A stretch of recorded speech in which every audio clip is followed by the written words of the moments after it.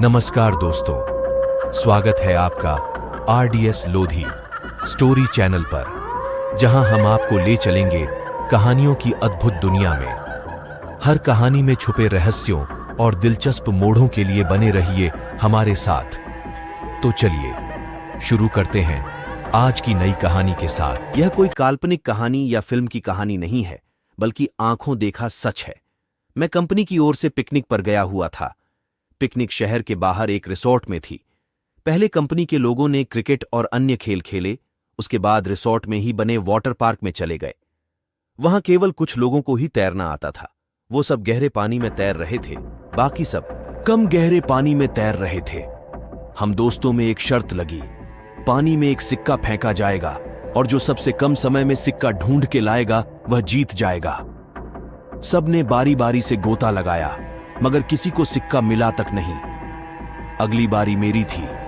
मैं भी कूद गया, लेकिन पानी में जाते ही दृश्य बदल गया। मैंने पाया कि जमीन 20 या 25 फीट दूर थी। नीचे एक कब्रिस्तान दिखाई दे रहा था। वहां एक औरत खड़ी थी जो चेहरे और पोशाक से भारतीय नहीं लग रही थी। उसके हाथ में वही सिक्का था। वह अपना हाथ ऊपर की ओर करके खड़ी थी। ऐसा लग रहा था मानो कि वो मुझे ही सिक्का देने के लिए खड़ी हो। मैं जैसे उसके सम्मोहन में आगे बढ़ता चला जा रहा था। कुछ ही क्षणों में मैं उसके करीब था और मैंने उसके हाथ से सिक्का ले लिया। जैसे ही मैं वापस आने लगा, उसने मेरा हाथ पकड़कर खींच लिया। अब उसका और मेरा चेहरा आमने सामने था। एक ही पल में उसका चेहरा बदल गया और एक भयानक रूप ले लिया।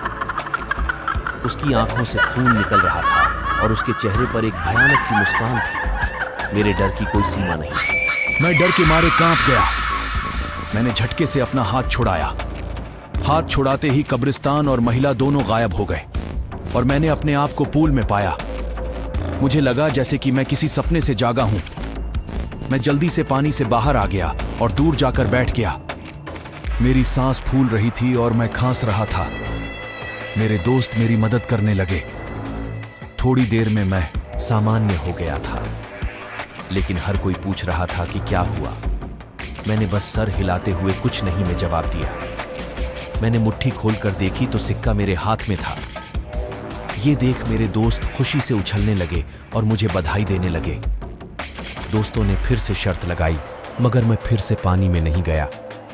शाम हो गई थी, हमारी बस जाने वाली थी। हम कुछ लोग सिगरेट पीने बाहर चले गए। मेरे दोस्त मजाक कर रहे थे और जोर जोर से हंस रहे थे। सामने खड़े एक अंकल हमारी बातें गौर से सुन रहे थे और बीच बीच में तड़का भी मार रहे थे। मैं चुपचाप खड़ा था। मेरे एक दोस्त ने मजाक में पूछा कि मैं तब से चुप क्यों हूं, क्या अंदर कोई भूत देख लिया। यह सुनकर अंकल ने मजाकिया लिहाज में कहा कि अंग्रेजों के जमाने में यहां कब्रिस्तान हुआ करता था, जरूर किसी गोरे का भूत देख लिया होगा। ये सुनकर सब हंसने लगे, मगर मुझको यकीन हो गया था कि जो मैंने देखा वह मेरा वहम नहीं था।